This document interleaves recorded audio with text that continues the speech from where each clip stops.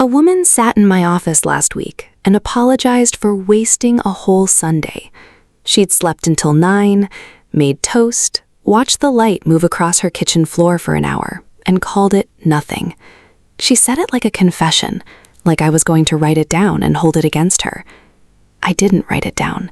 I just asked her what her body felt like that day. She thought about it longer than she expected to.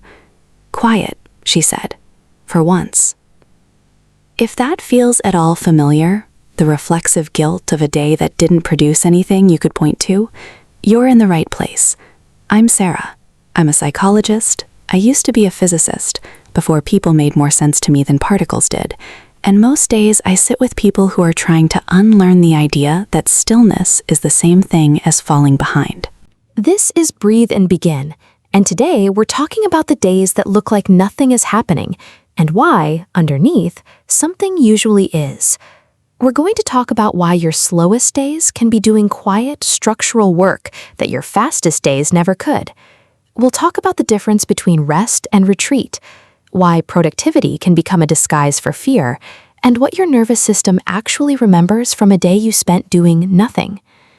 If you've ever ended a slow day feeling like you owe someone an explanation, stay with me. There's something worth understanding here, and I think it might change how you count your days.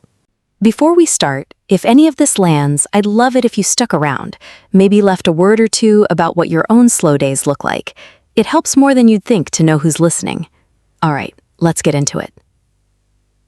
There's a particular flavor of guilt that only shows up on days when nothing went wrong. Not the guilt of a mistake, not the guilt of hurting someone. This is quieter and stranger. The guilt of simply not having produced. You didn't check enough boxes, you didn't finish the thing, you watched half a show and folded exactly one load of laundry, and somehow, by 6 p.m., you feel like you need to apologize to someone who was never watching. Here's what I want you to notice first. That guilt has a job. It's not random. It showed up to protect you from something, usually from the fear of being seen as lazy, or falling behind people who look busier, or becoming someone your younger self would be disappointed in. But protection and truth aren't the same thing, and today we're going to start pulling those two apart. I think about a garden a lot when I think about this. In late winter, a garden looks like failure. Bare dirt, nothing green. If you didn't know better, you'd assume the whole thing had died, or that whoever planted it had given up. But underneath, invisible, unglamorous, unphotographable, the roots are doing the actual work.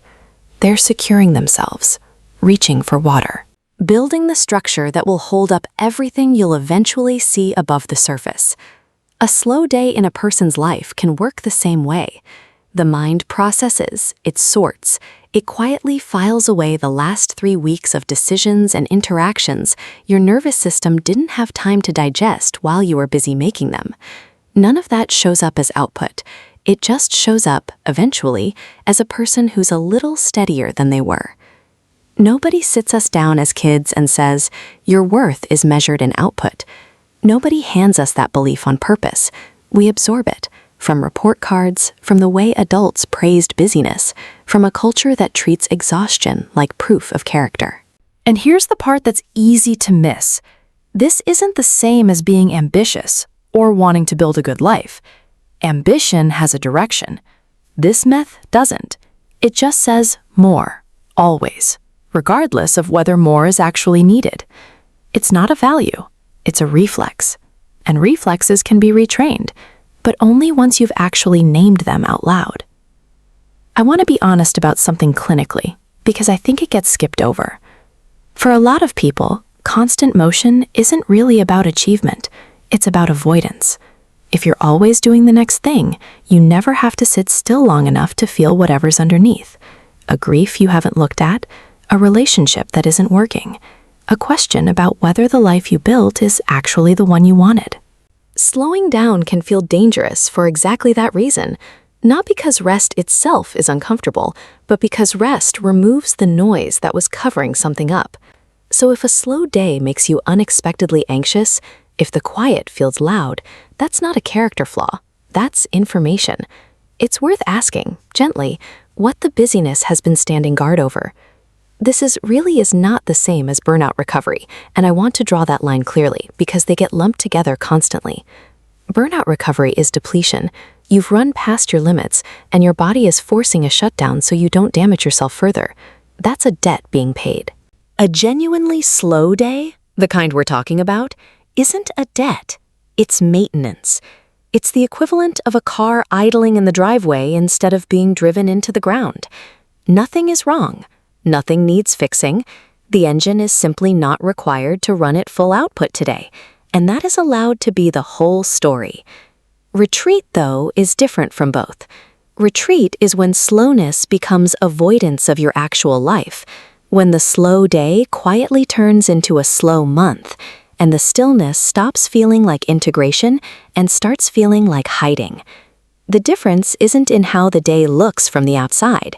It's in whether you feel more like yourself afterward or further from yourself. I worked with a woman, I'll call her Priya. Details changed to protect her privacy, who kept a small notebook where she tracked, almost like a scientist, how long she could tolerate an unscheduled hour before she filled it with something. 11 minutes, at first. That's how long she could sit before she reached for her phone or started a chore, or found some small task to prove she hadn't wasted the time. We didn't try to fix that immediately. We just got curious about it together. What happened in minute 12 if she let it come? Mostly, she said, a feeling she didn't have a name for, something between restlessness and grief. Over months, that 11 minutes became 20, then an hour. Not because she'd become lazier, because she'd built enough trust with her own stillness to let it stay a little longer each time. Here's something we know clinically, in plain terms. Your nervous system doesn't distinguish between productive stress and any other kind of stress. It doesn't care that the deadline was for something important, or that the 16-hour day was in service of a goal you're proud of. Stress is stress to the body, regardless of how reasonable it looked on paper. Which means the slow day isn't separate from your productive days. It's what makes them sustainable. A body that never gets an unscheduled hour eventually stops being able to concentrate, regulate its mood, or sleep well, no matter how disciplined the person attached to it is. The slow day is doing maintenance work the fast days depend on, whether or not either day knows it. Nobody posts a photo of the Tuesday they stared at a wall for 40 minutes and felt for the first time in weeks like their own thoughts had room to move. We only really broadcast the parts of life that look like arrival, the launch, the milestone, the finished thing. And so we build a mental photo album that's entirely made of peaks, with the valleys quietly edited out. Then we compare our actual, valley-inclusive life to that curated one and wonder why we feel like we're falling behind. But nobody's real life is only peaks. The valleys aren't the parts that didn't count. They're the parts nobody thought to film. There's a quiet belief a lot of us carry, and it's worth saying out loud because it rarely survives being said out loud. The idea that rest has to be earned first. You've heard it in your own head, probably. I'll relax once the inbox is empty. I'll take it easy once this project's done. As if slowness were a prize you're issued after enough suffering, instead of something a person is simply, always, allowed to have. Look, that belief usually isn't stupidity. It's often inherited from somewhere. Maybe a parent who equated stillness with worthlessness. Maybe a workplace that quietly punished anyone who looked unhurried. But inherited beliefs are still beliefs, not facts, and you're allowed to examine one you didn't choose and decide it doesn't have to run your Tuesdays anymore.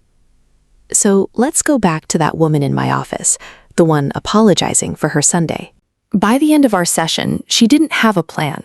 I want to be clear about that because I'm not going to hand you one either. What she had instead was a slightly different question to carry into her next quiet day.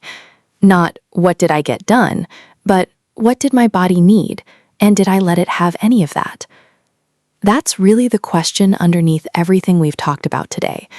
Not whether slow days are good or bad in some abstract sense, but whether you can start to trust that a day without visible output can still be a day where something real happened. Underground, unphotographed, unannounced. You don't owe anyone a report on your rest. You don't have to justify a quiet Tuesday to the version of you that grew up believing stillness meant falling behind. The roots don't apologize for the season they're in. They just keep doing the work nobody can see yet.